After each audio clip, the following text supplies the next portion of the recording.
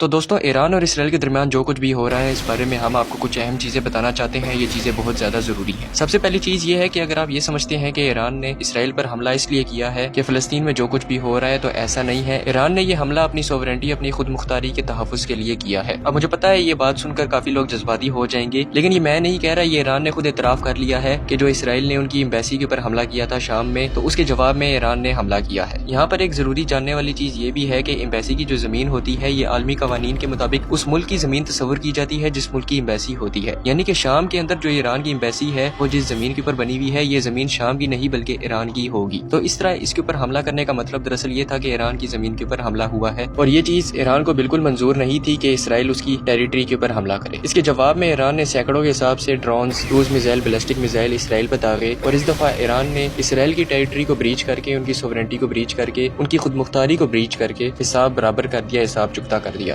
اب غزہ میں جو کچھ بھی ہو رہا ہے اس کا اس چیز سے کوئی تعلق نہیں ہے، وہ بالکل ایک سیپریٹ چیز ہے۔ یہ بات مجھے اور آپ کو سمجھ لینی چاہیے۔ ایران کے اسرائیل میں سارے آپریشن کو نام بھی مل گیا ہے۔ ایران نے اس آپریشن کو نام دیا ہے آپریشن ٹرو پرومس، یعنی کہ سچا وعدہ۔ اور یہاں پر دوسری اہم چیز جو میں آپ کو بتانا چاہتا ہوں وہ یہ ہے کہ اسرائیل کی ایک ریکویسٹ کے اوپر، ایک کال کے اوپر رات کے 8 بجے اقوام متحدہ کی ایمرجنسی میٹنگ کال کر دی گئی ہے، اور یہ میٹنگ جو کہ اسرائیل کی ایک ریکویسٹ کے اوپر بلائی جا رہی ہے، یاد رہے کہ فلسطین کی باری اس میٹنگ کو کال کرتے ہوئے ہفتے لگ گئے تھے۔ یہ بات اس چیز کی طرف اشارہ کرتی ہے کہ عالمی برادری یعنی کہ یونائٹڈ نیشن کی اسرائیل کی طرف جو پالیسی ہے وہ یک طرفہ ہے، ان کا جھکاؤ اسرائیل کی طرف ہے، یہ لوگ بائسڈ ہیں، اور یہ لوگ کبھی بھی اسرائیل فلسطین کا مسئلہ حل نہیں کریں گے۔ اس لیے ان کے پاس اپنے مسئلے لے کر جانا دراصل ایسا ہی ہے جیسے اپنے کسی دشمن سے امن کی فریاد کرنا۔ اس بارے میں آپ کو کیا لگتا ہے؟ آپ کی رائے بہت اہم ہے، اس وجہ سے اپنی رائے ہمیں کمنٹس میں لازمی دیجیے گا۔